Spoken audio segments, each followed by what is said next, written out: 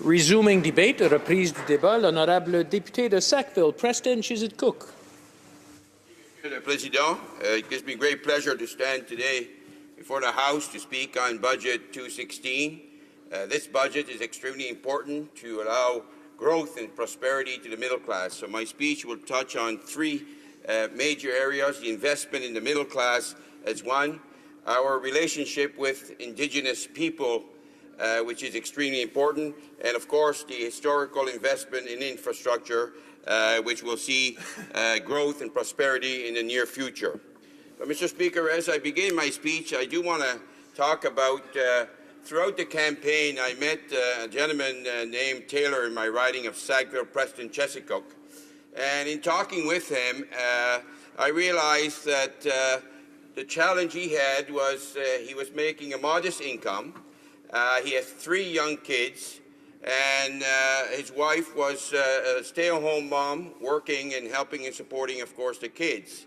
So with that income, of course, it's quite challenging for families. And when you look at our budget, and you look at how that budget could support Taylor's family, it's quite impressive. By that, Mr. Speaker, I mean that the Canada Child Benefit Program will see $1,116 per month going towards his family to support, of course, his family and some of the challenges with the cost. Also, that represents $13,400, and that, Mr. Speaker, is tax-free money. So there's no question that this budget for young families is going to make a big, big difference to his family and many families across the country. And Mr. Speaker, there are many families, some that are more vulnerable, have even more challenges that is out there, and this budget will come as well and support over 300,000 families, pull them out of poverty. And we'll also see 9 out of 10 families benefiting from this budget. Mr. Speaker, it's very obvious that this is a major investment in the middle class.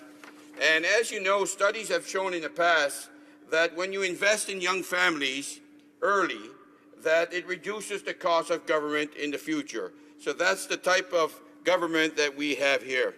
The second point that I'd like to make, Mr. Speaker, is about our Indigenous people.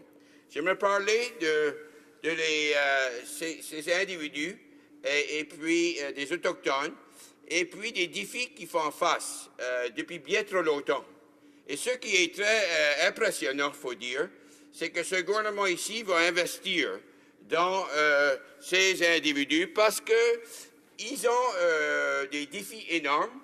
Et puis, les gouvernements de tous partis n'ont pas vraiment investi autant qu'ils auraient dû investir dans le passé. Et c'est ce qu'on va voir de ce budget-ci qui est très important. Et quel type d'investissement? Ils vont investir 8,4 milliards de dollars pour appuyer les Autochtones. Et ce que j'aime beaucoup également, c'est qu'on va voir 2,6 milliards investis en éducation. Et ça, c'est essentiel. En éducation pour l'éducation primaire et secondaire, sur les réserves. Monsieur le Président, ce qui est très important à noter, c'est que seulement 36% des Autochtones, des jeunes Autochtones, graduent de les écoles secondaires, comparé à 72% à travers le Canada. Donc, comme vous pouvez voir, c'est une situation très grave que nous devons appuyer et que ce gouvernement ici a l'intention d'appuyer. En plus de cela, ils ont des besoins énormes dans des rénovations d'infrastructures de leurs écoles et ces argents vont davantage aider cela. De plus, Monsieur le Président, on va voir un investissement pour aider au niveau de l'eau potable qui est propre, et améliorer les services en santé et la qualité, bien sûr, d'éducation.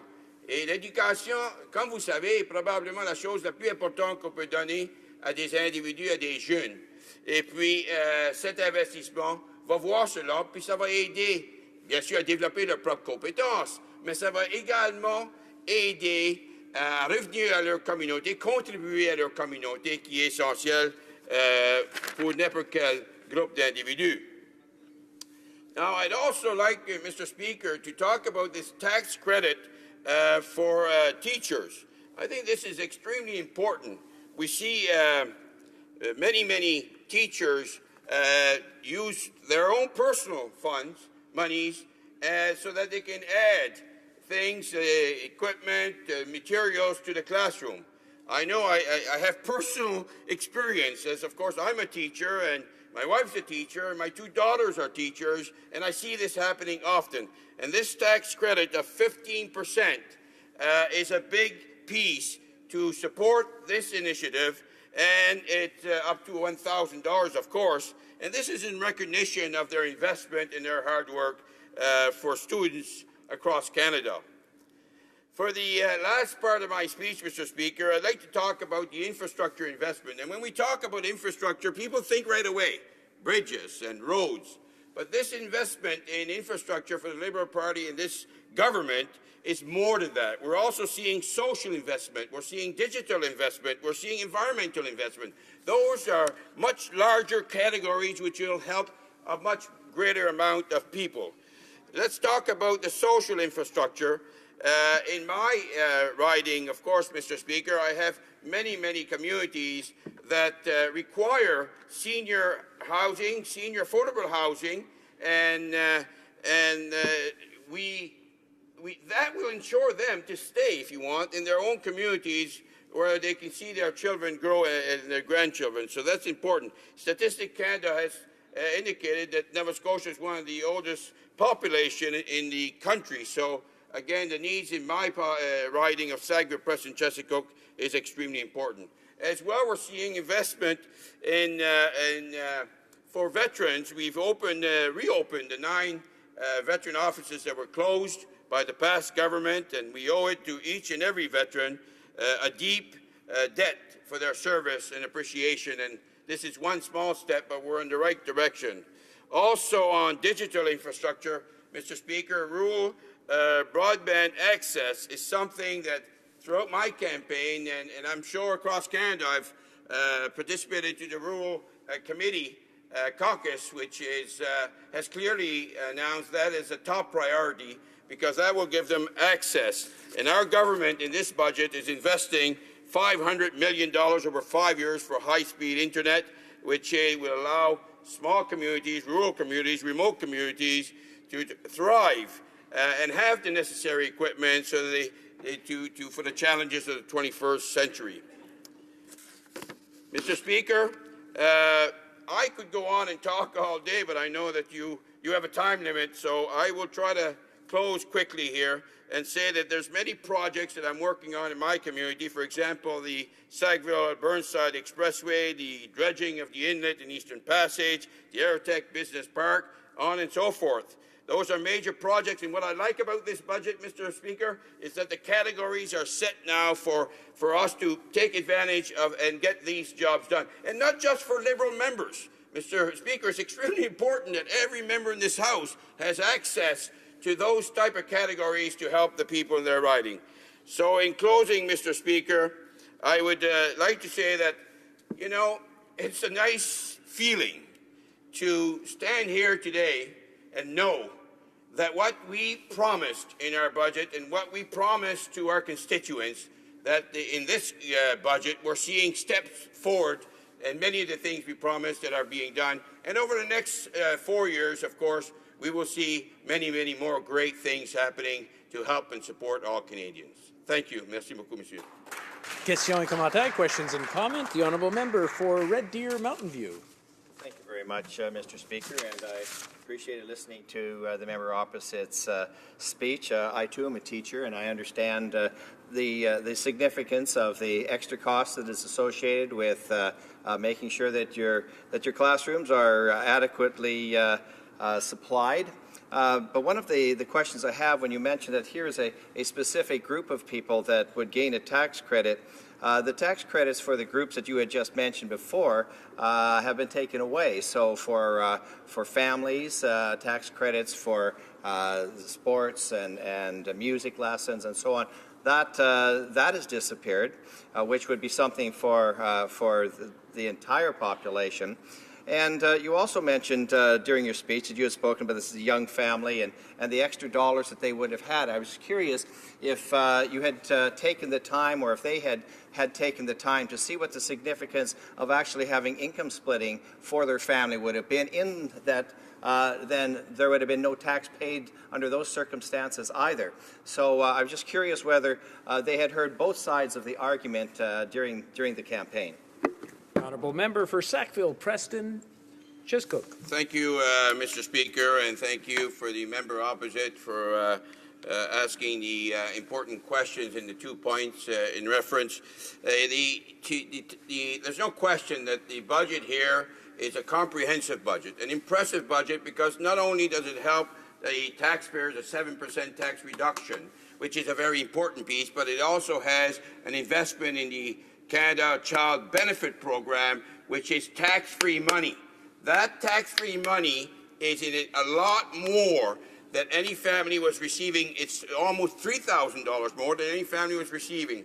So with those monies, you're able to invest in different types of sports program, whatnot, to help support the costs of these items. And Mr. Speaker, the income splitting is a good question, because those individuals which my member is speaking of would be making a lot more money, these individuals, and because we have split income, of course, available for seniors, and that's what's important. So this budget, Mr. Speaker, is a very comprehensive budget which supports many Canadians across Canada. Questions et commentaires. L'honorable député de Drummond. Merci, Monsieur le Président, et je voudrais remercier mon honorable collègue pour son discours et ce commentaire. Et puis, bien sûr, j'apprécie beaucoup de travailler avec lui au Comité des langues officielles. À cet égard-là, d'ailleurs, je me demande pourquoi est-ce que le budget, dans le budget, on n'a pas retrouvé des efforts supplémentaires pour favoriser la dualité linguistique. Par exemple, le budget du commissaire aux langues officielles est encore gelé. Le budget de la feuille de route de la FCFA est encore gelé. Donc, il n'y a pas eu d'indexation depuis presque une dizaine d'années. Alors, c'est très préoccupant. Et puis, un autre point qui me préoccupe aussi beaucoup dans ce budget-là, c'est tout le manque d'efforts qui sont pourtant nécessaires pour la lutte face au changement climatique.